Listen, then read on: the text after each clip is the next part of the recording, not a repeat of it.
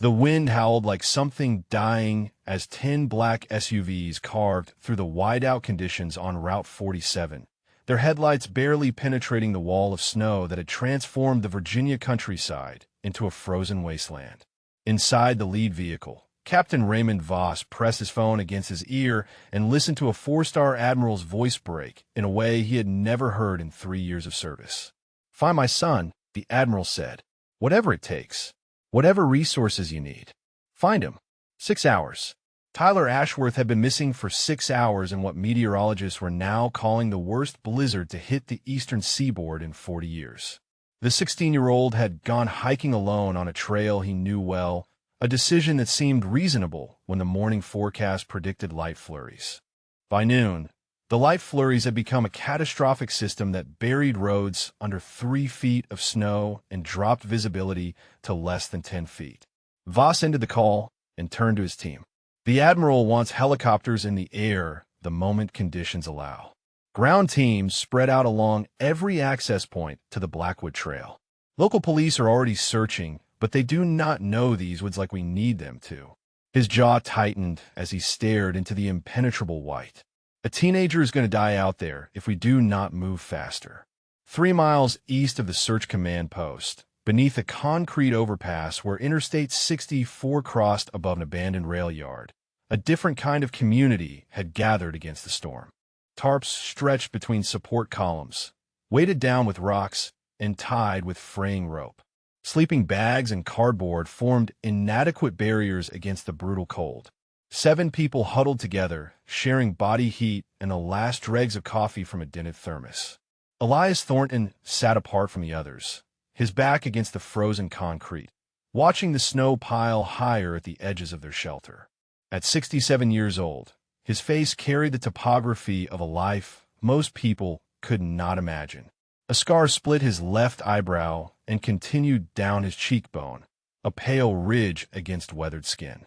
His hands, wrapped in fingerless gloves that had seen better decades, moved with a precision that seemed at odds with his circumstances.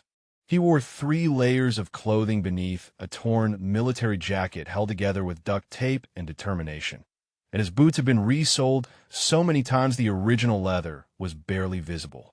Marcus Webb, a Vietnam-era veteran who had known Thornton for 2 years, shuffled over with a cup of lukewarm coffee.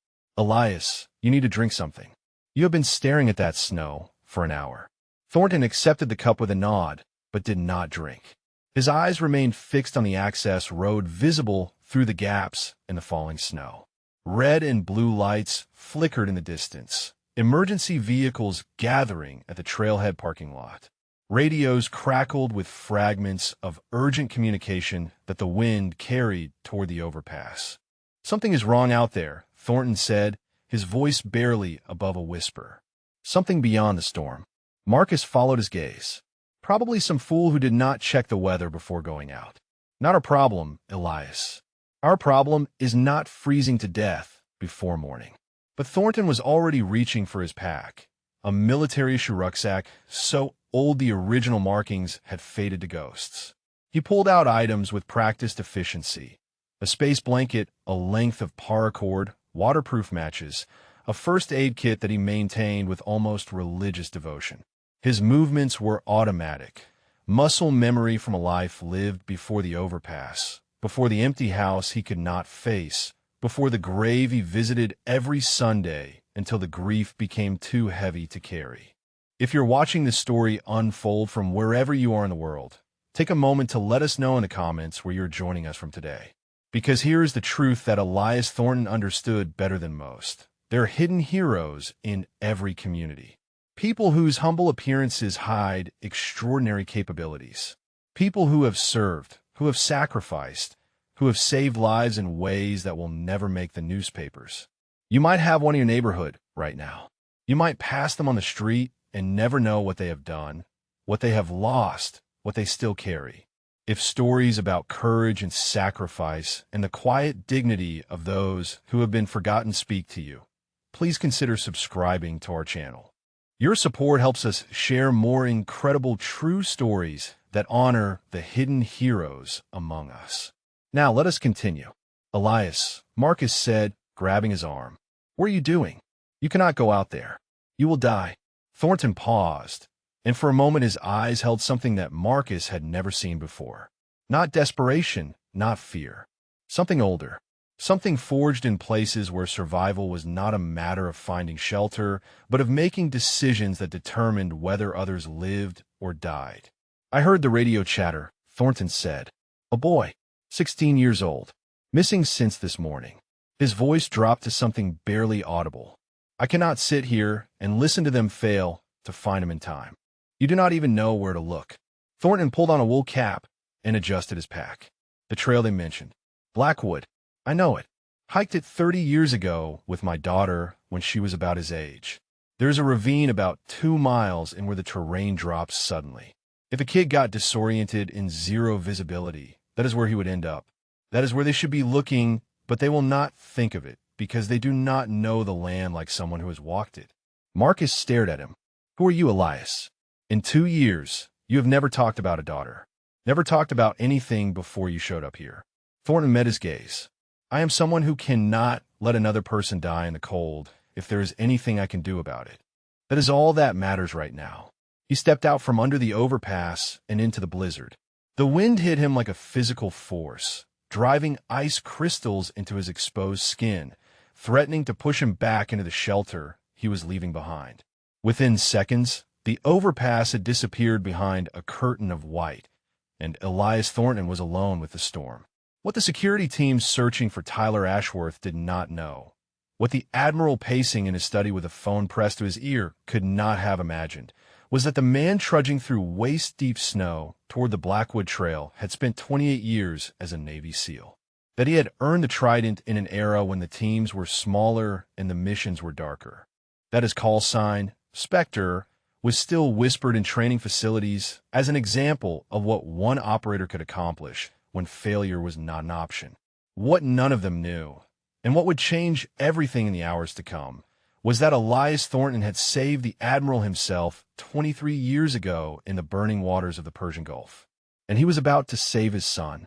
The snow swallowed him whole, and he moved through it like a ghost returning to a world that had forgotten he existed. The cold was a living thing, a predator that sought every gap in clothing, every inch of exposed skin, every breath that left the lungs warm and returned as ice. Elias Thornton moved through it with a rhythm that his body remembered even when his mind tried to forget.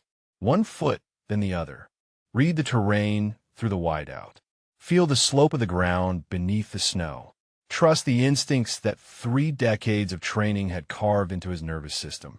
He had been walking for 40 minutes when the memories started. They always came in the cold. Something about the temperature stripped away the walls he had built, the careful compartments where he stored the things he could not afford to feel. The Persian Gulf in 1991 had been warm, unbearably warm, but the water that night had been shockingly cold against his skin as he swam through burning fuel with a wounded officer on his back. Lieutenant Commander Ashworth had taken shrapnel to the leg when the patrol boat hit the mine. The vessel was sinking fast, flames spreading across the water as fuel leaked from ruptured tanks. Thornton could still hear the man's voice, weakened by blood loss, telling him to leave, to save himself, that a lieutenant commander was not worth a Master Chief's life. Thornton had ignored him. SEALs do not leave anyone behind, he had said, and then he had swum 300 meters through water that tried to kill them both. The memory faded as Thornton crested a ridge and paused to get his bearings. The trail should be somewhere to his left, but the snow had erased all landmarks. He closed his eyes and let his other senses take over. The wind carried the faint smell of pine sap from a stand of trees to the northeast. The ground beneath his feet sloped downward at a 15-degree angle, consistent with the approach to the ravine he remembered. He adjusted his course and pressed on. 23 years since that night in the Gulf. 23 years since he had pulled Jerome Ashworth from the water and watched the medics stabilize him on the rescue boat. They had exchanged a few words in the aftermath, a handshake that meant more than any medal, and then the Navy had sent them in different directions. Ashworth to a hospital in Germany, and eventually back to a career that would carry him to 4 stars. Thornton to another mission, another deployment, another decade of operations that officially never happened. He had followed Ashworth's career from a distance, the way veterans sometimes do. Saw the promotions in Navy Times, the ceremony photos, the rise of a man whose life had intersected with his own for one crucial night. He felt no resentment that Ashworth had climbed while he had eventually fallen.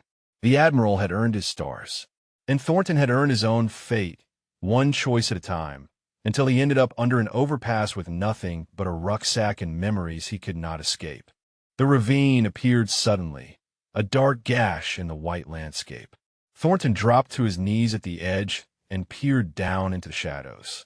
The walls were steep, maybe 30 feet, covered in snow and ice. At the bottom, barely visible through the blowing snow, something moved. A flash of blue fabric against the white. A hiking jacket. Thornton did not hesitate. He anchored his paracord around a sturdy pine and rappelled down the ravine wall with movements that would have impressed men half his age. The cold bit deeper here, sheltered from a wind, but holding the accumulated chill of the stone walls. He reached the bottom and found what he had feared and hoped for in equal measure. Tyler Ashworth lay curled against the ravine wall, his body trembling with violent shivers that were actually a good sign. Shivering meant his core temperature had not dropped too far. It meant there was still time. "Hey," Thornton said, kneeling beside the boy. His voice came out rough and used to speaking to anyone except himself. "Can you hear me, son?" The boy's eyes opened, unfocused and confused. His lips were blue, his skin pale beneath the flush of cold exposure. He tried to speak, but only managed a sound that was half whimper, half word. "My name is Elias. I'm going to help you. Can you tell me your name?" "Tyler." The word came out in fragments, broken by chattering teeth. "Tyler Ashworth. I fell. Could not climb out. So cold." Thornton was already working, his hands moving with practiced efficiency despite the numbness creeping into his fingers. He pulled the space blanket from his pack and wrapped it around the boy's torso, creating a barrier against further heat loss. The first aid kit yielded chemical heat packs that he activated and placed against Tyler's core, his armpits, his groin where major blood vessels ran close to the surface. "How long have you been down here, Tyler?" "Do not know. Hours. Lost track." The boy's eyes were clearing slightly as Thornton's presence registered. "Who are you? How did you find me?" Thornton did not answer the second question. He was already assessing the terrain, calculating how to get Tyler out of the ravine. The boy could not climb in his condition, and Thornton could not carry him up a 30-foot ice wall. They would have to wait for rescue or find another way out. "We need shelter," Thornton said. "Can you stand if I help you?" Tyler nodded weakly, and Thornton pulled him upright with surprising strength for a man his age. Together, they moved along the ravine floor until Thornton found what he was looking for, a natural overhang in the rock wall that provided some protection from the snow still drifting down from above. He worked quickly, using dead branches and packed snow to create walls that would block the wind. The space blanket became a roof. His own body became another source of heat as he positioned himself between Tyler and the cold. The boy's shivering had decreased, which could mean he was warming up or could mean his body was losing the fight. Thornton monitored him constantly, checking pulse, watching his breathing, asking questions to keep him conscious. "Tell me about yourself, Tyler. Keep talking. What do you like to do?" The boy's voice was weak, but present. "Sailing. My dad taught me. We go out on the Chesapeake when he has time, which is not often. Your dad is busy. He is in the Navy. Admiral." A hint of pride broke through the exhaustion. "Commander of the Pacific Fleet." Thornton went very still for a moment, his hands pausing in their work of rubbing warmth into the boy's arms. Something cold that had nothing to do with the temperature moved through his chest. The Pacific Fleet. 4 stars. Jerome Ashworth's son lay beside him in this frozen ravine, saved from death by the same man who had saved his father 2 decades ago. The universe, Thornton thought, has a sense of humor that borders on cruelty. He said nothing about the recognition. Instead, he resumed his work and kept his voice steady. "Your father sounds like an important man." "He is." Tyler's eyes were growing heavy. "But he worries too much. He will be worried about me." "He will find you," Thornton said. "I promise." But right now, I need you to stay awake. Can you do that for me? Tyler nodded, fighting against the pull of exhaustion. Can you tell me something to help me stay awake?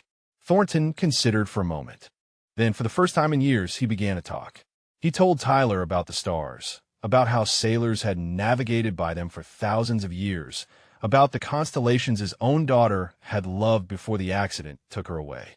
He talked through the darkness, through the cold, through the longest night either of them had ever known. And somewhere above them, the blizzard continued to rage, hiding 2 survivors in a frozen ravine, while search teams looked in all the wrong places. The hours moved like something wounded, slow and heavy with the weight of survival. Thornton kept his arm around Tyler, sharing what little body heat he had left while the wind screamed above their makeshift shelter. The space blanket crinkled with every movement, reflecting their combined warmth back toward them in a fragile bubble against the killing cold. Tyler drifted in and out of consciousness, each time surfacing with new questions, new fragments of conversation that Thornton answered with patience he had forgotten he possessed. The stars, Tyler murmured during one of his lucid moments. You said you taught your daughter about them. What was her name? Thornton felt the familiar blade of grief slide between his ribs. He had not spoken her name aloud in 3 years, not since the funeral where he had stood like a statue while they lowered her into the ground beside her mother. Lily, he said finally. Her name was Lily. That is a pretty name. Did she like the stars? She loved them. Thornton's voice grew distant, traveling back through years of memories he usually kept locked away. When she was about your age, we would go camping in mountains. I would wake her up at 3 in the morning when the sky was clearest, and we would lie on our backs, and I would teach her the constellations. She always said Orion was her favorite, because he looked like he was ready to fight anything. Tyler managed a weak smile. Sounds like she was brave. She was the bravest person I ever knew. Braver than me. Thornton paused, adjusting the heat packs against Tyler's core. She became a nurse. Spent 5 years working in emergency rooms, saving lives every day. She was better than I ever was at helping people. Where is she now? The question hung in the frozen air. Thornton could have deflected, could have changed the subject, could have retreated behind the walls he had built so carefully. But something about this boy, this night, this impossible circumstance made the truth feel necessary. She died, he said quietly. 3 years ago. Car accident on an icy road, not so different from tonight. She was driving home from a double shift at the hospital. A truck lost control and crossed the median.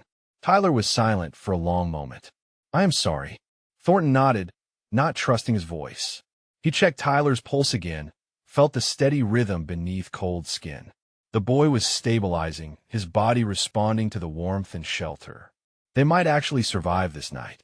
Is that why you are homeless? Tyler asked. Because she died. The directness of the question would have offended Thornton from anyone else. But Tyler was 16, shivering in a ravine, fighting to stay alive. He had earned the right to ask whatever he wanted. Partly, Thornton admitted. My wife passed 2 years before Lily. Cancer. After she was gone, Lily was all I had left. When I lost her too, I could not stay in the house anymore. Every room had memories I could not face. Every photograph was a reminder of everyone I had failed to protect. You did not fail them. Tyler's voice was stronger now, conviction breaking through the exhaustion. Cancer is not your fault. A truck crossing the median is not your fault. Thornton almost smiled. You sound like the counselors the VA kept sending. They said the same thing. Maybe they were right. Maybe. Thornton shifted position, trying to restore circulation to his numb legs. But knowing something in your head and believing it in your heart are 2 different things. I spent my whole life protecting people. It was my job, my purpose, everything I was trained to do. And when it mattered most, when it was my own family, I could not protect them from anything. Tyler considered this with a seriousness beyond his years. My dad says that sometimes the hardest thing about being in command is accepting that you cannot control everything. That some things happen no matter how prepared you are. Your father sounds like a wise man. He is. Tyler's eyes were growing heavy again. He'll find us. He never gives up on anything. Thornton recognized the signs of exhaustion pulling the boy back towards sleep. He needed to keep him talking, keep his mind engaged, keep the cold from winning. "Tell me about your father," he said. "What is he like when he is not being an admiral?" Tyler smiled, a genuine expression that transformed his pale face. "He's kind of nerd, actually. He loves history, especially naval history. He has this whole collection of books about famous battles and ships. And he makes the worst jokes, like genuinely terrible puns that make my mom groan every time." Thornton felt something shift in his chest, a warmth that had nothing to do with the space blanket. The admiral he remembered from the Persian Gulf had been young, serious, focused on survival. It was strange and somehow comforting to imagine him as a father who told bad jokes and collected history books. "What else?" Thornton prompted. "He worries too much. About me, about my mom, about everyone under his command. He takes it personally when something goes wrong, even if it is not his fault." Tyler paused, his brow furrowing. "I guess that is something you two have in common." The observation landed with unexpected weight. Thornton had spent years telling himself that he had nothing in common with the officers who had commanded him, the men who wore stars while he wore sergeant stripes. But Tyler had cut through decades of carefully maintained distance with a single sentence. "Maybe so," Thornton admitted. The wind shifted above them, and for a moment the snow seemed to ease. Through a gap in the clouds, a handful of stars appeared, distant pinpricks of light in the vast darkness. "Look," Thornton said, pointing upward. "Orion, right there on the horizon." Tyler followed his gesture, squinting through the swirling flakes. "I see it. The 3 stars in a row. That is his belt, and those 2 bright ones are his shoulders." The ancient Greeks believed he was a great hunter, placed in the sky by the gods after his death, so he could hunt forever among the stars. Tyler was quiet for a moment. "Do you think people go somewhere when they die? Like Orion?" Thornton had asked himself that question 1,000 times, standing at 2 graves. "I do not know," he said honestly. "But I like to think that the people we love leave something behind. Not in the sky, maybe, but in us. In the way they changed us, the things they taught us, the love that does not disappear just because they are gone." Tyler nodded slowly, his eyes still fixed on the stars. "I think Lily will be proud of you. For saving me." The words hit Thornton like a physical blow. He turned away, blinking against something that was not the cold, and pretended to check the shelter walls. "Try to rest," he said when he could trust his voice again. "I will keep watch. When the sun comes up, we will find a way out of here." Tyler's eyes closed, but his hand found Thornton's arm and held on. "Thank you," he whispered, "for finding me, for not giving up." Thornton covered the boy's hand with his own and settled in for the longest night of his life. Above them, Orion stood guard in the clearing sky, and somewhere in the distance, the sounds of helicopters began to echo through the fading storm. Dawn came slowly, a gradual lightening of the gray sky that revealed the full scope of what the blizzard had done to the landscape. Trees bent under impossible weights of snow. Drifts had reshaped the terrain into something alien and unfamiliar. The ravine walls glistened with ice, treacherous and beautiful in the pale morning light. Thornton had not slept. He had spent the night monitoring Tyler's breathing, adjusting the heat packs, watching for signs of frostbite or worsening hypothermia.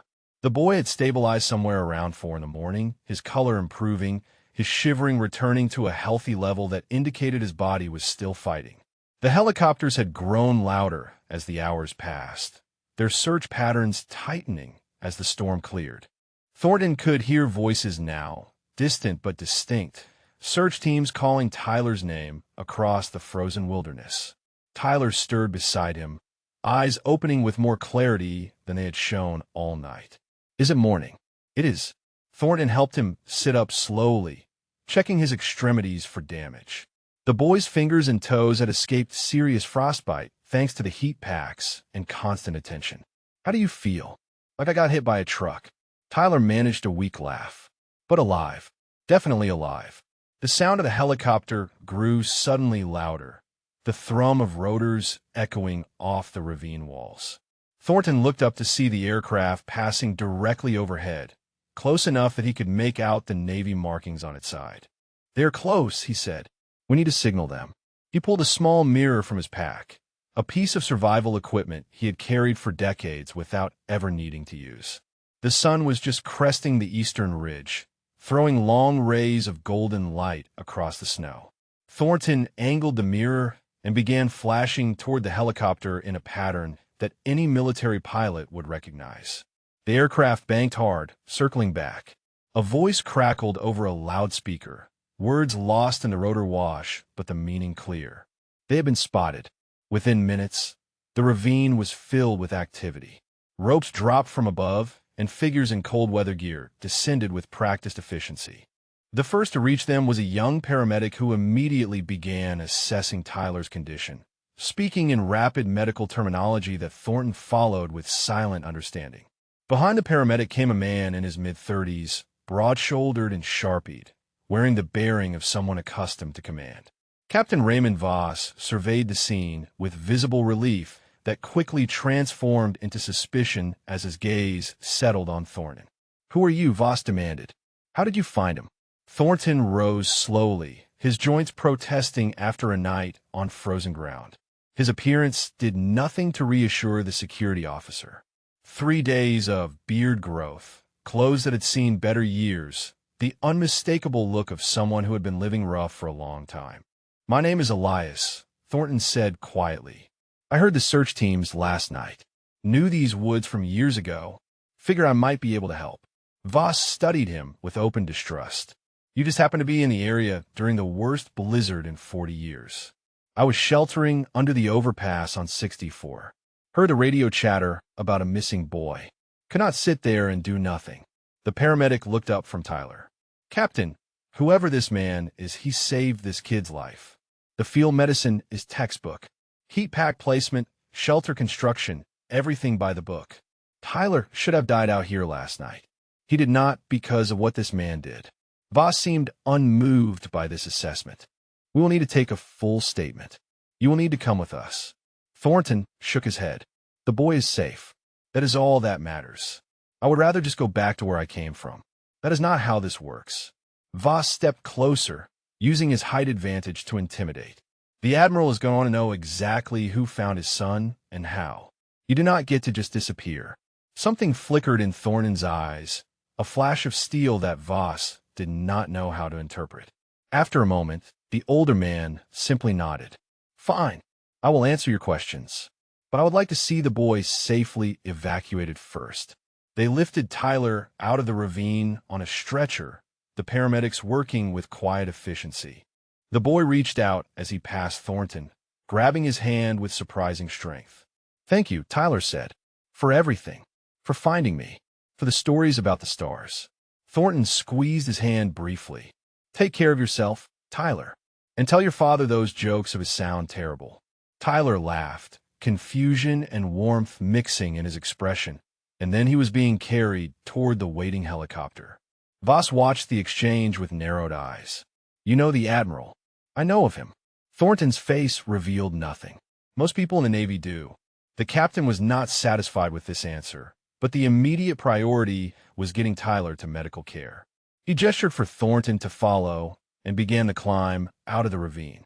Thornton moved behind him, his limp more pronounced after the night of cold and exertion. At the top of the ravine, a makeshift command post had been established. Military vehicles mixed with civilian emergency services, all focused on the successful conclusion of the search. Thornton saw the relief on faces as word spread that the Admiral's son had been found alive. A young lieutenant approached Voss with a tablet. "Sir, we ran the name Elias through our databases. Nothing notable came up. No criminal record, no outstanding warrants. Just the standard honorable discharge from the Navy about 15 years ago." Voss took the tablet, scrolling through the sparse information. "What rate? What was his job?" "The records are limited, sir. Just says he served and was discharged honorably. No details on assignment or specialization." Thornton listened to this exchange without expression. The records they were accessing were the public ones, the surface layer that any standard search would reveal. The real records, the ones that documented 28 years of operations that officially never happened, were buried in classified files that required clearances far above what a security captain would possess. "Get him a blanket and some coffee," Voss ordered. "We're taking him to the base hospital with Tyler. The Admiral will want to meet him personally." Thornton accepted the blanket that was draped over his shoulders, wrapping it around himself against the cold that had settled deep into his bones. He had not intended for any of this to happen. He had simply seen a boy in trouble and done what his training demanded. Now he was being pulled back into a world he had left behind, toward a man whose life he had saved twice without ever intending to collect on either debt. The helicopter that would carry them to the naval hospital was warming up on a flat stretch of ground nearby. Thornton walked toward it slowly, each step taking him further from the anonymity he had cultivated for 3 years. Some ghosts, he thought, are not meant to stay buried forever. The naval hospital corridor stretched before Admiral Jerome Ashworth like the longest passage he had ever walked. His dress shoes clicked against polished floors as he moved past nurses and orderlies who stepped aside with murmured greetings. He barely heard them. His mind was fixed on a single point ahead, a room where his son lay recovering from a night that should have killed him. Catherine walked beside him, her hand gripping his arm with a strength that betrayed the fear she had carried through the endless hours of searching. She had aged 10 years in one night, her face drawn and pale beneath carefully applied composure. Neither of them had slept. Neither of them would sleep until they saw Tyler with their own eyes. A doctor met them outside the room, a young woman with kind eyes and a calm demeanor.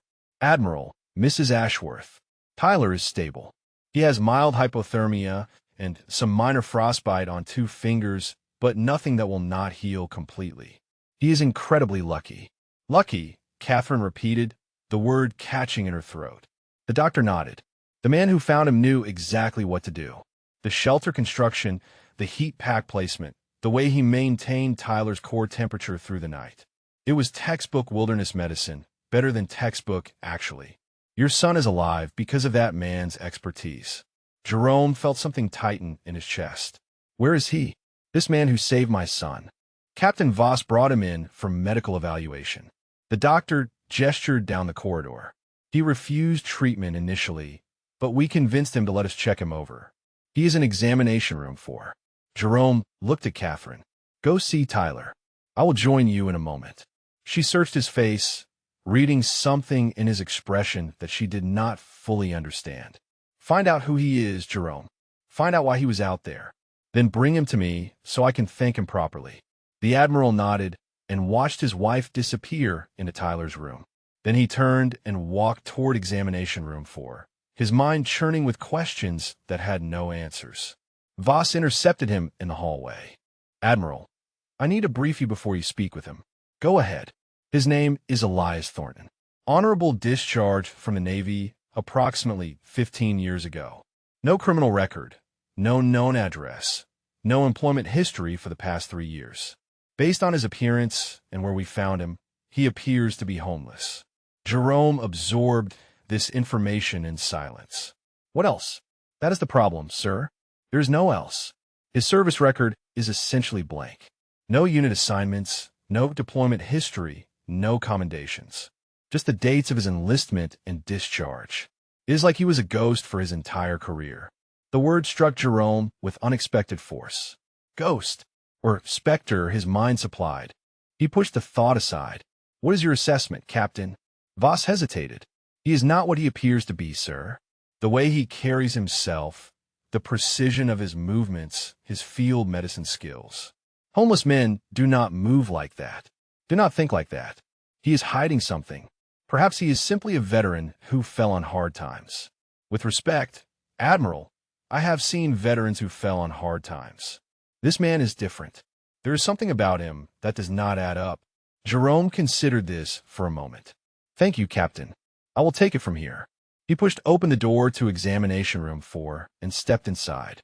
The man sitting on the examination table looked up, and for a long moment neither of them spoke. Elias Thornton was thinner than Jerome remembered, the years having carved away whatever softness might have once existed. His face was weathered, lined by time and exposure, dominated by a scar that split his eyebrow and continued down his cheekbone. But his eyes were the same, those pale gray eyes that had stared into Jerome's own while dragging him through burning water 23 years ago. Jerome's breath caught in his throat. He knew those eyes. He had dreamed about those eyes for 2 decades, had told the story of his rescue 100 times while wondering what had become of the man who had saved him. Thornton met his gaze without expression, giving nothing away. "Admiral, I understand you wanted to see me." Jerome forced himself to speak through the tightness in his chest. "You saved my son's life. I did what anyone would have done." "No." Jerome shook his head slowly. "What you did last night was not what anyone would have done. It was what someone with extensive survival training would have done. Someone with special operations experience. Someone who knew exactly how to keep another person alive in impossible conditions." Thornton said nothing. Jerome stepped closer, studying the older man's face with an intensity that came from years of command. "There is something familiar about you. Have we met before?" "I do not believe so, Admiral." The answer was careful, precise, revealing nothing. Jerome had interrogated enough people over the years to recognize deflection when he heard it. This man was hiding something, just as Voss suspected. But what he was hiding and why remained a mystery. "My son told me you talked through the night to keep him awake," Jerome continued. "He said you told him about the stars, about a daughter named Lily who loved Orion because he looked ready to fight anything." Thornton's jaw tightened almost imperceptibly. "That is correct. He also said you knew about me, that you commented on my jokes being terrible before you had any way of knowing who I was. Your son talks about you constantly, Admiral. He loves you very much." He mentioned the jokes during our conversation. Jerome wanted to believe this explanation, wanted to accept the simple version of events. A homeless veteran happened to hear about a missing boy, happened to know the terrain, happened to have the exact skills needed to save a life. Coincidences happened. The world was full of unlikely intersections. But something in Thornton's eyes told a different story. Something that whispered of connections far deeper than chance, of histories that intertwined in ways that defied probability. "I would like to thank you properly," Jerome said finally. "My wife and I both. We want to know who you are, where you came from, how you ended up in a position to save our son's life. We want to help you, if you will let us." Thornton was quiet for a long moment. Then he rose from the examination table, pulling the borrowed hospital blanket tighter around his shoulders. "Your son is safe, Admiral. That is the only thanks I need. I would prefer to return where I came from, if that is acceptable." "It is not acceptable." Catherine's voice cut through the room as she appeared in the doorway, her eyes red, but her chin lifted with determination. "You saved Tyler's life. You will not disappear without letting us at least feed you a proper meal and say thank you in person. I will not allow it." Thornton looked at her, then back at Jerome. Something shifted in his expression, a crack in the careful armor he had constructed. "One meal," he said quietly. "Then I go back to my life." Catherine nodded. "One meal. Tomorrow evening. Our home. And then we will see what happens next." She turned and walked back toward Tyler's room, leaving the 2 men standing in silence. Jerome watched Thornton watching his wife, and the question that had been nagging at him grew louder. "Who are you, Elias Thornton?" he murmured. "And why do I feel like I already know the answer?" The day between the hospital and the dinner stretched like a hell breath. Thornton had been given a room at a modest hotel near the naval base, paid for by the Admiral's staff despite his protests. He had showered for the first time in weeks, standing underwater, so hot it turned his skin red, watching years of grime swirl down the drain. The hotel had provided clean clothes. Nothing fancy, just khakis and a button-down shirt that fit reasonably well. When Thornton looked in the mirror, he barely recognized the man staring back. Without the layers of dirt and the ragged clothing, he looked almost respectable, almost like someone who belonged in the world he had abandoned. He spent most of the day sitting by the window, watching traffic move along the street below. His mind kept returning to the Admiral's face in that examination room, the way recognition had flickered at the edges of his expression without fully catching fire. 23 years was a long time. People changed. faces aged and weathered and transformed into something barely resembling what they had once been. But some things did not change. Some memories stayed sharp, no matter how many years tried to dull them.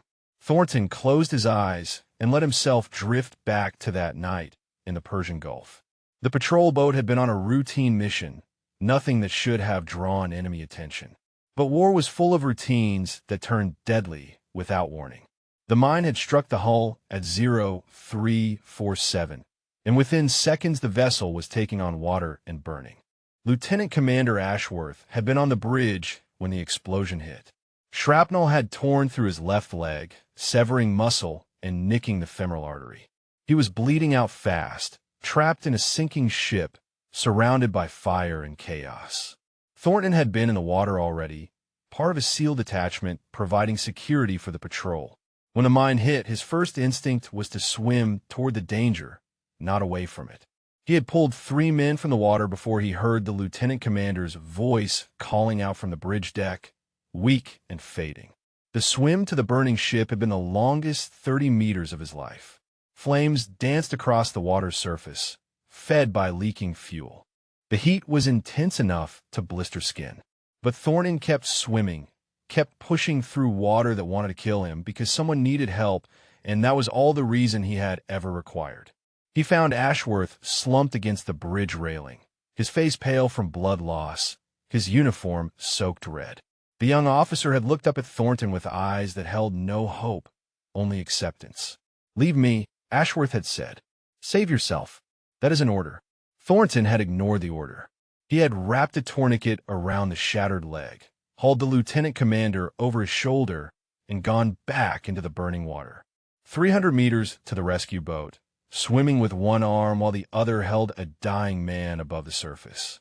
300 meters through flames and debris and the constant threat of secondary explosions. When they reached the rescue boat, Ashworth had gripped Thornton's arm with surprising strength. "What is your name?" he had gasped. "Your real name." "Thornton, Master Chief. Call sign Spectre." "I will not forget," Ashworth had promised. "I will never forget what you did."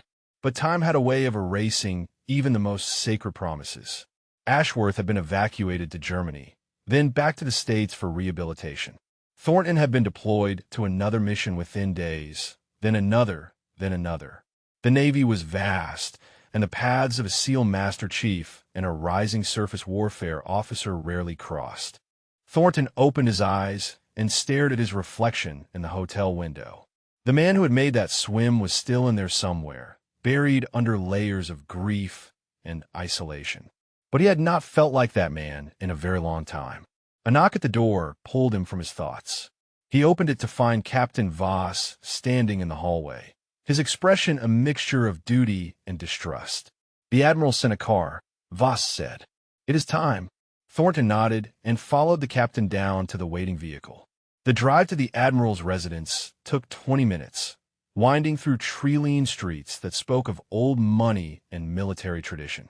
The houses grew larger as they approached their destination, until finally they pulled through a gated entrance and stopped before a colonial-style mansion that overlooked the Chesapeake Bay. Voss led him to the front door and rang the bell. A moment later, Catherine Ashworth opened it herself, her face warm with genuine welcome. "Mr. Thornton, please come in. We're so grateful you agreed to join us." Thornton stepped into a foyer that smelled of fresh flowers and home-cooked food. The walls were lined with photographs spanning decades of family history. Naval ceremonies, holiday gatherings, a young couple on their wedding day, a baby growing into a toddler, and then a boy, and then the teenager Thornton had held through the longest night of both their lives.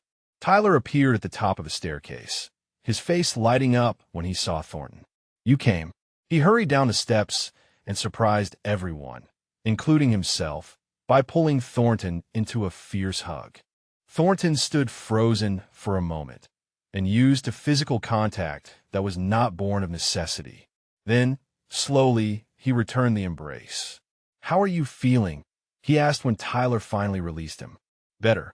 The doctors say I will be fine." Tyler's eyes searched Thornton's face. "You look different. Clean. Amazing what soap and hot water can do." Tyler laughed. and the sound echoed through the foyer like something Thornton had forgotten existed. He had not heard genuine laughter in 3 years, not since Lily. Catherine led them toward the dining room, but paused at a doorway along the hall. "My husband would like to speak with you before dinner, Mr. Thornton. He is in his study. Tyler, help me finish setting the table." Tyler gave Thornton an encouraging nod before following his mother. Thornton watched him go, then turned to face the study door. Whatever was waiting on the other side had the power to unravel 3 years of carefully constructed anonymity. He took a breath, squared his shoulders, and stepped through the door into the room where his past was waiting to find him. The study was a sanctuary of naval history. Every surface covered with artifacts from a career that spanned 4 decades. Ship models and glass cases lined the shelves.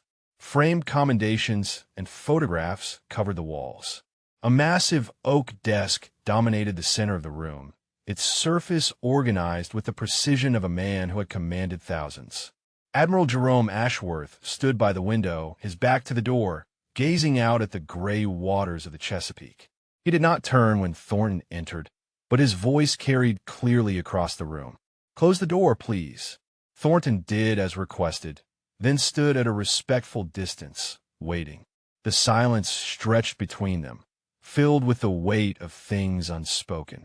"I have been trying to remember," the Admiral said finally. "All day, I have been going through my memories, searching for where I might have seen your face before. Because I know I have seen it. I know those eyes. I just cannot place them." Thornton said nothing. Jerome turned from the window, his gaze settling on his guest with an intensity that came from years of reading men's souls. "You told my son about the stars, about Orion standing ready to fight anything. That is a specific image, Mr. Thornton, a memorable one. My daughter loved that constellation. It is natural I would share it with your son." The Admiral nodded slowly. "Your daughter, Lily. Tyler told me about her, about how she became a nurse, saved lives every day, about how you lost her 3 years ago on an icy road." Thornton's jaw tightened, but he remained silent. "I am sorry for your loss," Jerome continued. "Truly, I cannot imagine the pain of losing a child." He paused, something shifting in his expression. "But that is not what has been keeping me awake since yesterday. What keeps me awake is the certainty that I owe you more than I can ever repay, and I do not fully understand why. You owe me nothing, Admiral. I found your son in a ravine and kept him warm until morning. Any decent person would have done the same." Jerome shook his head. "No, any decent person would have called for help and waited for professionals. What you did required training, expertise, the kind of skills that take decades to develop." He stepped closer, his eyes searching Thornton's face. "Captain Voss thinks you are hiding something. He thinks your service record has been scrubbed, classified beyond his clearance level. He thinks you might be dangerous. Captain Voss is a thorough man. He is, and he is usually right about people." Jerome stopped an arm's length from Thornton, close enough to see the fine lines around his eyes, the silver in his hair, the scar that split his brow. "But I do not think you are dangerous. I think you are someone who has carried more weight than any man should have to carry, and I think somewhere in that weight is a connection to me that I cannot quite grasp." Thornton met his gaze without flinching. "Some connections are better left in the past, Admiral." "Why?" "Because the past cannot be changed. Because remembering does not undo what happened or bring back what was lost. Because sometimes the kindest thing a man can do is disappear and let the people he touched move on with their lives." Jerome studied him for a long moment. Then he walked to his desk and picked up a framed photograph that had been lying face down on the surface. He held it for a moment, staring at the image, before turning it toward Thornton.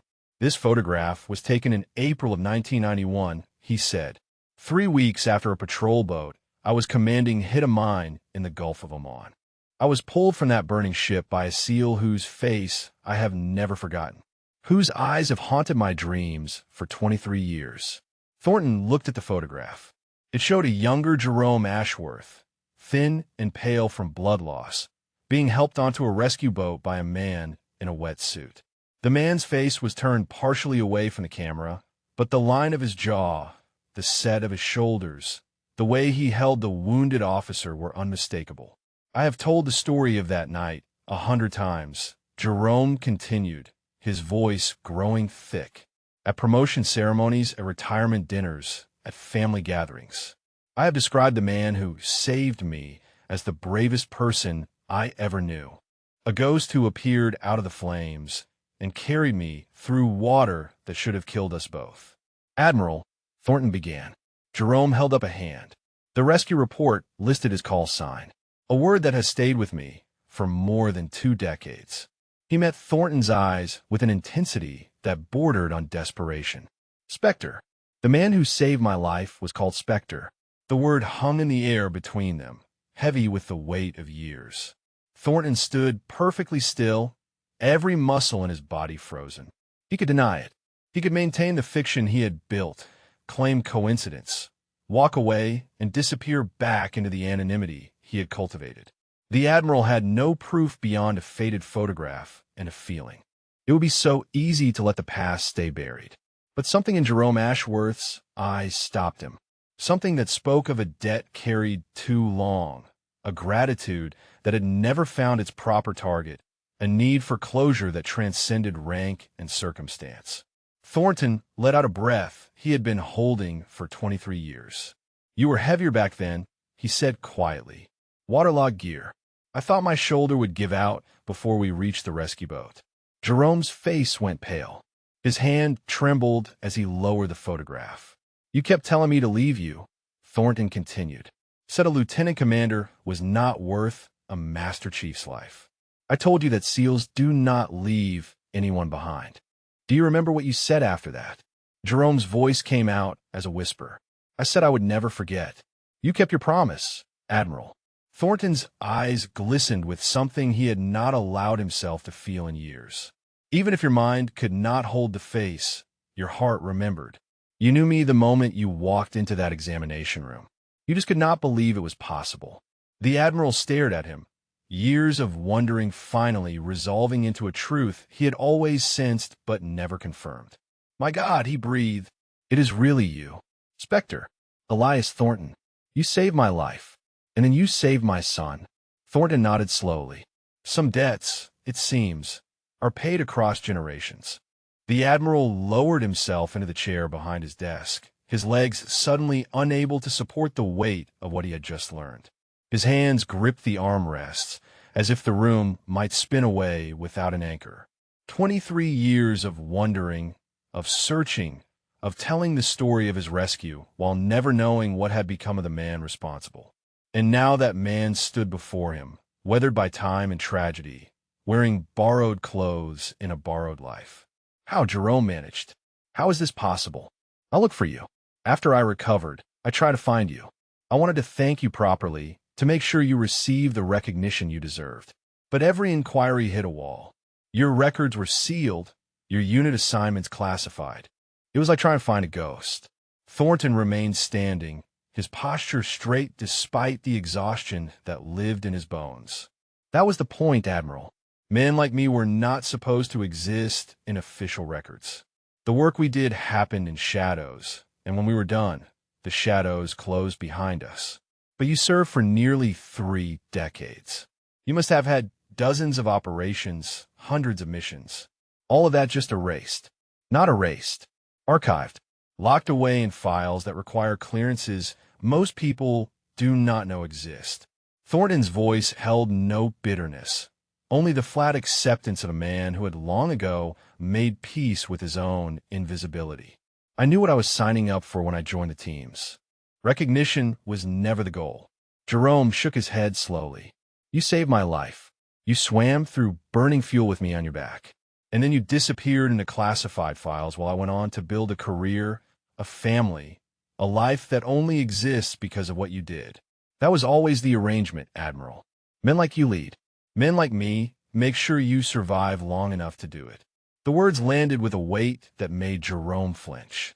He had spent his entire career accepting the sacrifices of others as necessary, understanding in an abstract way that his safety depended on people willing to put themselves in harm's way. But sitting across from the physical embodiment of that sacrifice, Seeing the cost written in scars and homelessness and grief made the abstraction unbearably concrete. "What happened to you?" Jerome asked quietly. "How did you end up under a bridge?"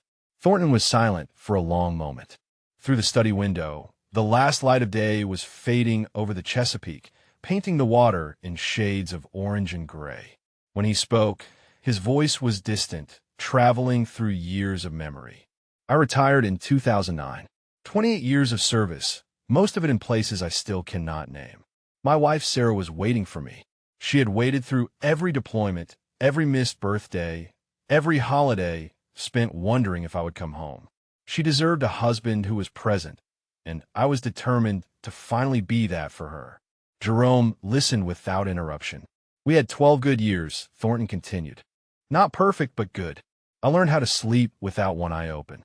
Learned how to sit on a porch and watch the sunset without scanning for threats. Sarah taught me how to be still, how to let the silence be peaceful instead of dangerous. And then, cancer." Thornton's jaw tightened. "Pancreatic. By the time they found it, there was nothing to be done. She had 6 months.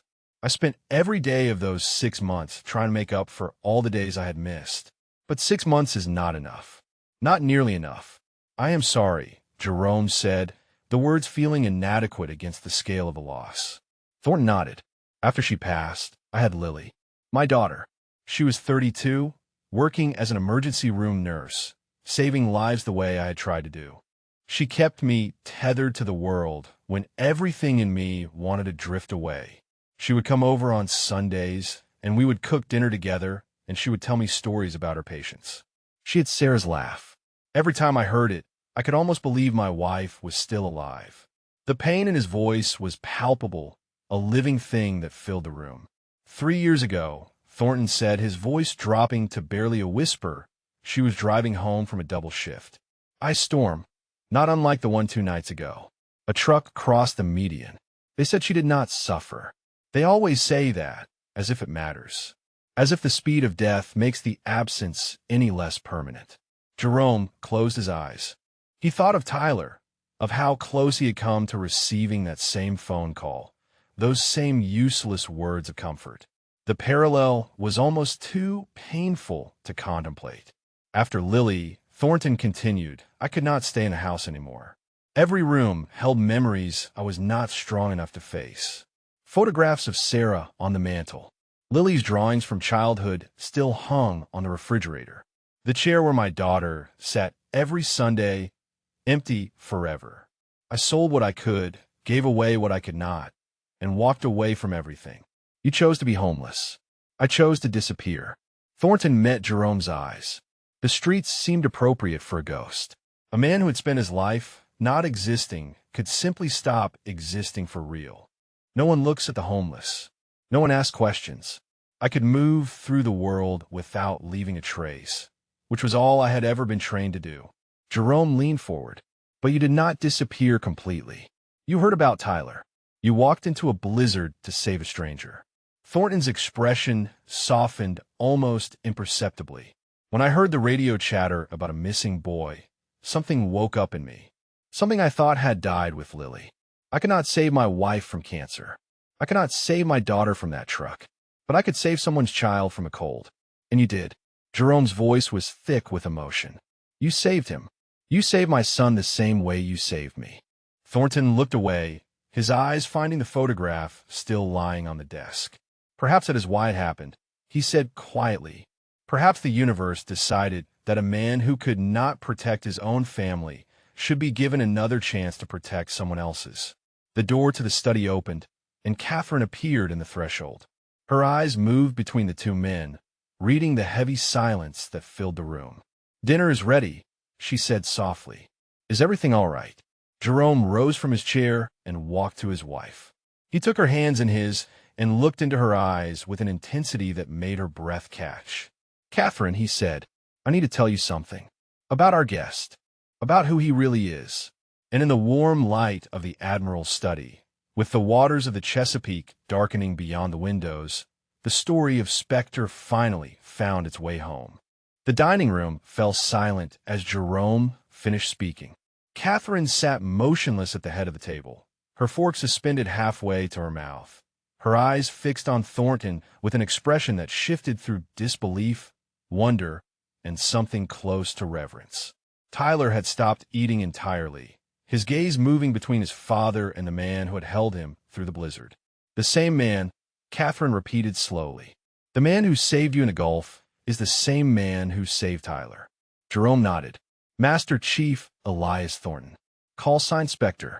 He pulled me through 300 meters of burning water 23 years ago. And 2 nights ago, he walked into a blizzard to save our son." Catherine set down her fork with deliberate care. She rose from her chair and walked around the table to where Thornton sat. He started to stand, but she placed a hand on his shoulder, keeping him seated. Then she leaned down and wrapped her arms around him in an embrace that carried the full weight of a mother's gratitude. "Thank you," she whispered against his ear. "For my husband, for my son, for everything you have given this family." Thornton sat rigid for a moment, overwhelmed by the intimacy of the gesture. Physical affection had become foreign to him, a language he had forgotten how to speak. But something in Catherine's warmth broke through the barriers he had constructed, and he found himself returning the embrace with arms that trembled slightly. When Catherine finally released him and returned to her seat, her eyes were glistening. Tyler was staring at Thornton with an expression of dawning understanding. "You knew," Tyler said. "Well, I told you about my dad, about his jokes and his books. You already knew who he was."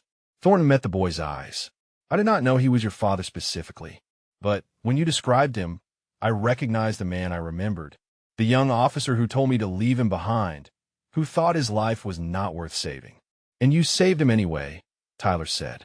"That was the job." Thornton's voice was quiet. "That was always the job." Jerome cleared his throat, fighting to maintain composure.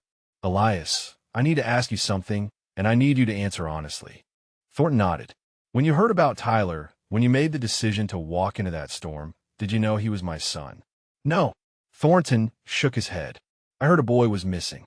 16 years old, alone in a blizzard. That was all I needed to know.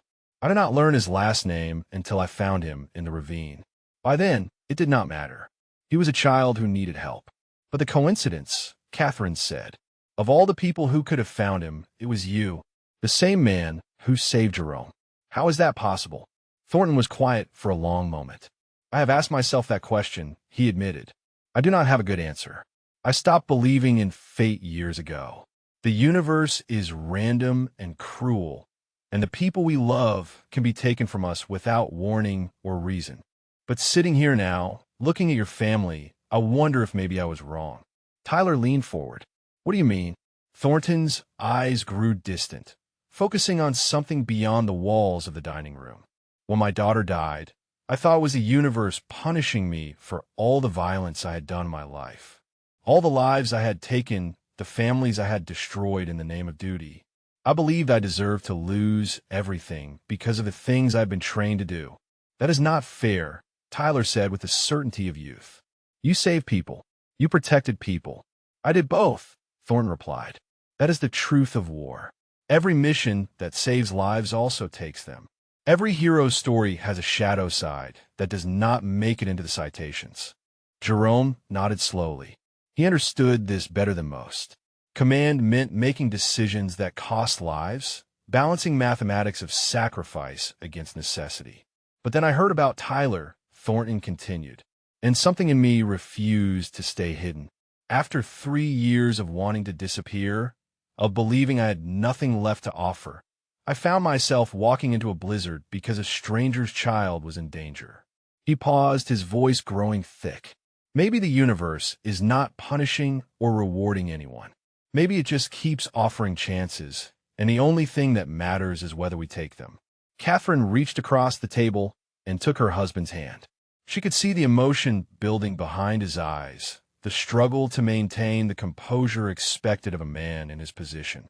"You were given a chance to save Jerome," she said to Thornton, "and 23 years later, you were given a chance to save his son. That does not feel random to me. That feels like purpose." Thornton looked at her, and for the first time since he had entered the house, something like hope flickered in his expression. "Purpose," he repeated, as if testing the weight of the word. Tyler spoke up. You told me about Lily, about how she loved the stars. He hesitated, then pressed forward. I think she would be proud of you. For what you did. For not giving up. The word struck Thornton like a physical blow. He had heard similar sentiments from counselors and well-meaning strangers, but coming from this boy, this life he had pulled back from the edge of death, they carried a weight that penetrated his defenses. Tyler, he said, his voice barely a whisper. I mean it. Tyler's eyes were earnest. You told me stories all night to keep me awake. You gave me your coat when I was freezing. You did not have to do any of that. You could have stayed under your bridge and let someone else find me. But you did not. That means something. Thornton bowed his head, unable to speak. The silence that followed was not uncomfortable, but sacred, a moment of recognition that transcended words. Jerome finally broke the quiet. Elias, I know you said you wanted to return to your life after this meal. I know you have built walls around yourself to keep the world out. But I am asking you, as someone who owes you everything, to let us help you. Thornton looked up. Admiral, I do not need charity. This is not charity. Jerome's voice was firm. This is a debt being repaid. A debt that can never fully be repaid, but that I will spend the rest of my life trying to honor. He leaned forward. You gave me my life. You gave me my son. The least I can do is give you a roof over your head and a chance to find whatever peace is still possible. The offer hung in the air, weighted with implications that Thornton could barely process. For 3 years, he had convinced himself that he deserved nothing, that disappearing was the only appropriate end for a man who had lost everyone he loved.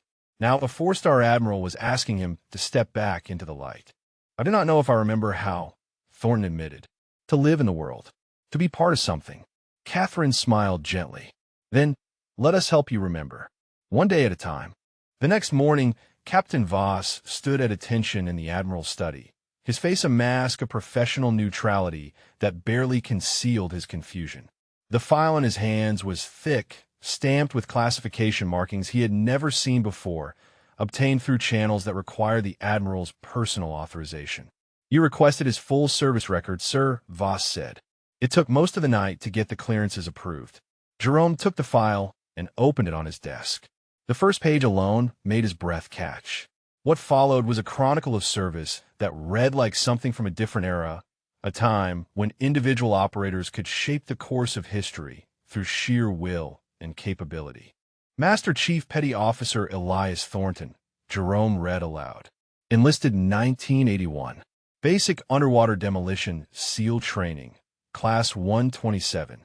Graduated first in his class. Initial assignment SEAL Team 4. Subsequently transferred to Naval Special Warfare Development Group. Voss shifted his weight. DevGru, sir. That is Tier 1. I know what it is, Captain. Jerome continued reading. Deployments to Lebanon, Panama, Gulf War, Somalia, Bosnia, Afghanistan, Iraq. 17 confirmed operations that officially never happened. He looked up at Voss. There are pages here that are still redacted, even at this classification level. Yes, sir. Whatever he did on those missions, it is beyond anything I have clearance to see. Jerome turned to the commendation section and felt the room tilt slightly. Silver Star with Valor Device. 2 Bronze Stars with Valor Device. 3 Purple Hearts. Navy Cross nomination. Downgraded due to classification concerns. And here, April 1991, Persian Gulf. Extracted wounded officer from burning vessel under enemy fire. Swam 300 meters through fuel-covered water while sustaining second-degree burns. That is the incident you described, sir. Yes. Jerome closed the file slowly. That is the incident that saved my life. And I'm only now learning that the man who did it was one of the most decorated operators in SEAL history. Voss was quiet for a moment. Sir, with respect, why did he not say anything? A man with this record should have had every door open to him. Instead, he chose to live under a bridge. Jerome thought about the conversation from the night before, about Sarah and Lily, about the grief that had hollowed out a warrior and left behind a man who believed he deserved nothing. Because decorations do not protect you from loss, Captain, and service records do not keep you warm when everyone you love is gone. He stood and walked to the window. Elias Thornton spent 28 years being the man his country needed him to be. When he finally got the chance to be a husband and father, fate took that from him too. The bridge was not a choice born of weakness. It was a man who had given everything, deciding he had nothing left to give. Voss absorbed this in silence. "What would you like me to do, sir?" "I want you to find him an apartment. Something modest near the base. I want you to coordinate with the VA to ensure he receives every benefit he is entitled to. And I want you to do it with the respect that a man of his service deserves." Voss straightened. "Yes, sir. And sir, I owe him an apology. I treated him like a vagrant, like a potential threat. You treated him the way your training taught you to treat an unknown variable." Jerome turned from the window. "But now you know who he is. Make it right." Voss saluted and left the study. Jerome remained at the window, watching the morning light spread across the Chesapeake, thinking about the strange paths that connected human lives across decades. A knock at the door interrupted his reverie. He turned to find Thornton standing in the doorway, dressed again in the borrowed clothes from the hotel. The older man's posture was uncertain, caught between the military bearing that had defined his life and the hunched defensiveness he had adopted on the streets. "You asked to see me, Admiral." Jerome gestured to the chair across from his desk. "Please sit, and please stop calling me Admiral. After everything that has happened, I think we have moved beyond rank." Thornton lowered himself into the chair. "Old habits," he said. 28 years of military protocol does not disappear overnight. Neither does 28 years of extraordinary service. Jerome pushed the file across the desk. "I had Captain Voss pull your complete record. It took special authorization from the Secretary of the Navy." Thornton looked at the file, but did not touch it. "I know what is in there." "Then you know what you are." Jerome's voice was firm. "A Silver Star, a Navy Cross nomination, 3 Purple Hearts, 17 operations that shaped the course of conflicts most Americans do not even know happened. You're not a homeless man, Elias. You're a national treasure who lost his way. I'm a man who failed to protect his family." Thornton's voice was flat. "All those operations, all those lives saved, and I could not save the 2 people who mattered most." Jerome leaned forward. "Did you believe you could cure your wife's cancer through force of will? Did you think you could stop a truck from crossing the median? Of course not. Then how did you fail them?" Jerome's eyes held Thornton's gaze. "You were there. You loved them. You held Sarah's hand through 6 months of dying, and you were Lily's anchor after her mother passed. That is not failure. That is exactly what a husband and father is supposed to do." Thornton was silent, his jaw working against emotions he had suppressed for 3 years. "The difference between us," Jerome continued, "is that when I almost died in the Gulf, you were there to save me. When your family faced their trials, there was no enemy to fight, no mission to complete. Just helplessness against forces no human can control." He paused. "Blaming yourself for their deaths makes as much sense as me blaming you for not preventing the mine that hit my ship." The logic landed with a force that Thornton had not expected. He had heard similar arguments from therapists and counselors, but they had always felt hollow, academic. Coming from a man whose life he had saved, whose son he had saved, the words carried weight. "I do not know how to stop," Thornton admitted. "The guilt is all I have left of them. If I let it go, I am afraid there will be nothing left at all." Jerome rose and walked around the desk. He placed a hand on Thornton's shoulder, a gesture of connection between 2 men who had been forged in the same fire. "The guilt is not all you have left," he said quietly. "You have memories. You have the love you shared. You have a lifetime of service that matters. And now, if you will allow it, you have a family that wants to help you carry the weight." Thornton looked up at him, and for the first time since Lily's funeral, tears began to fall. They came silently, streaming down weathered cheeks, releasing 3 years of frozen grief. "I do not know how to be part of a family anymore," he said. "I do not know how to let anyone in." Jerome squeezed his shoulder. "Then we will teach you. Tyler has already started making plans. He wants you to teach him survival skills this summer. Catherine is researching veterans programs. Even Voss is eager to make amends for how he treated you." "Why?" Thornton's voice cracked. "Why would you do this for me?" "Because you saved my life. Jerome's voice was thick with emotion. "Because you saved my son. Because that is what family does. And like it or not, Elias Thornton, you are part of this family now." The weeks that followed moved with a rhythm Thornton had forgotten existed. Captain Voss found him a small apartment near the naval base, a modest space with clean walls and windows that looked out over a quiet courtyard. The furniture was simple but comfortable, donated by base families who had heard whispers of the legendary operator who had saved the Admiral's son. At first, Thornton did not know what to do with himself. The silence of the apartment felt different from the silence under the bridge. It was not the silence of isolation, but of possibility, a blank canvas waiting to be filled. He would wake before dawn out of habit and stand at the window watching the sky lighten, his mind reaching for routines that no longer applied. The VA appointments began the second week. A young doctor named Patterson reviewed his medical records with barely concealed amazement, noting the accumulated damage of nearly 3 decades of special operations. The shrapnel still lodged near his spine, the hearing loss from too many explosions, the arthritis in joints that had been pushed far beyond their design specifications.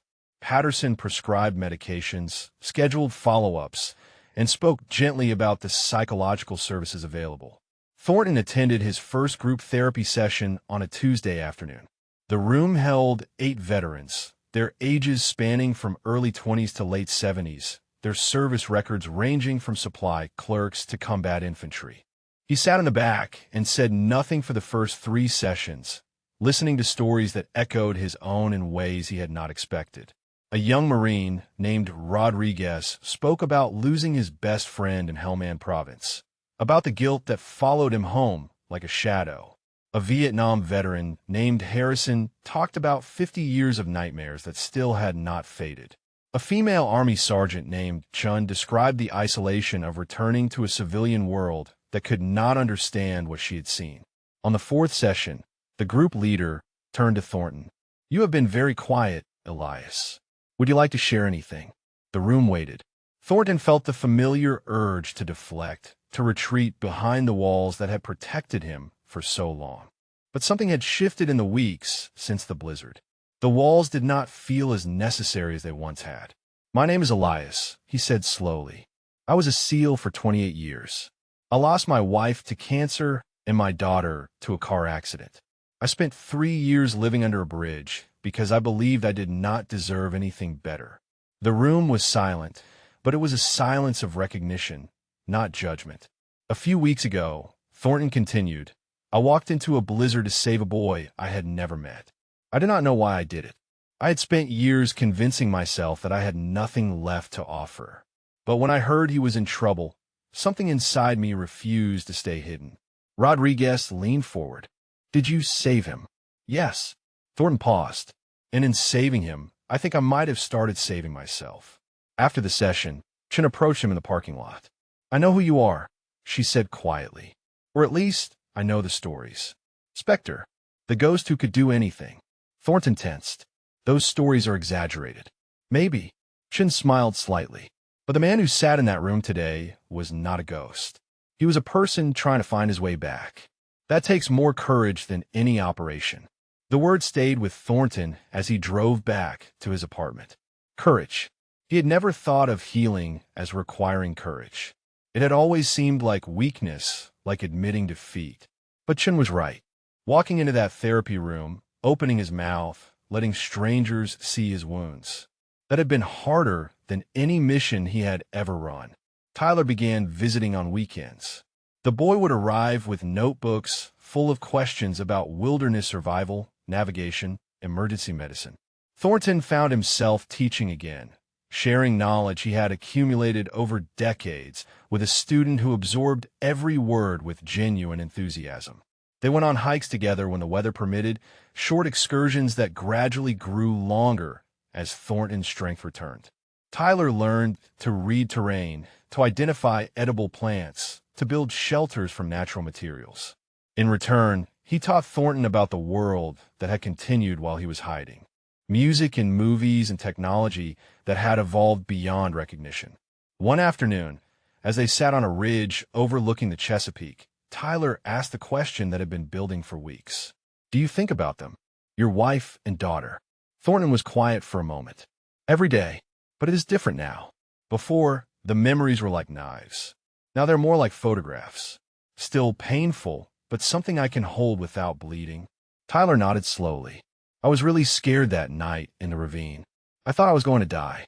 But when you started talking about the stars, about Lily, I felt less alone. Like even though we were strangers, we were connected somehow.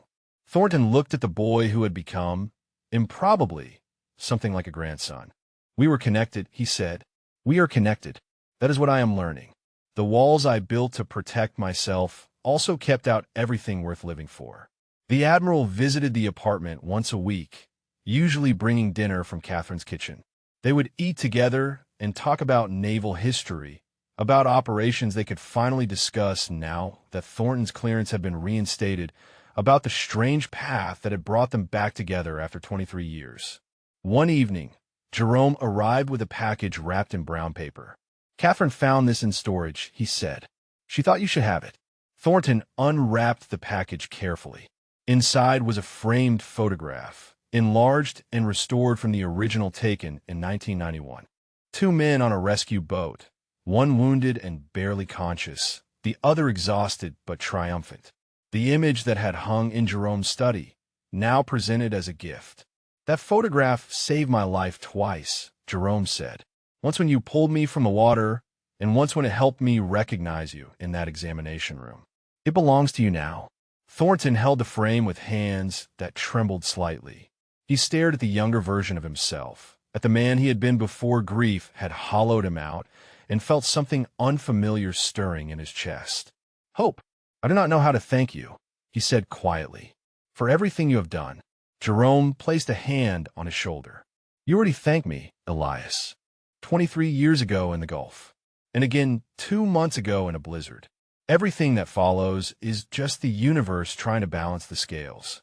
Thornton looked up at the Admiral, at the friend he had never expected to find. Some scales, he said, can never be fully balanced. Jerome smiled. And we just keep trying. That is all any of us can do. Spring arrived slowly, melting the last traces of the blizzard that had changed everything. The trees along the Chesapeake burst into bloom, and the air carried the salt, sweet smell of the bay warming under longer days. 6 months had passed since Thornton had walked into a storm to save a stranger's son, and in that time, he had become someone he barely recognized. The apartment was no longer bare. Photographs lined the walls now, a mixture of old and new. Sarah and Lily smiled from frames beside pictures of Tyler's wilderness training excursions.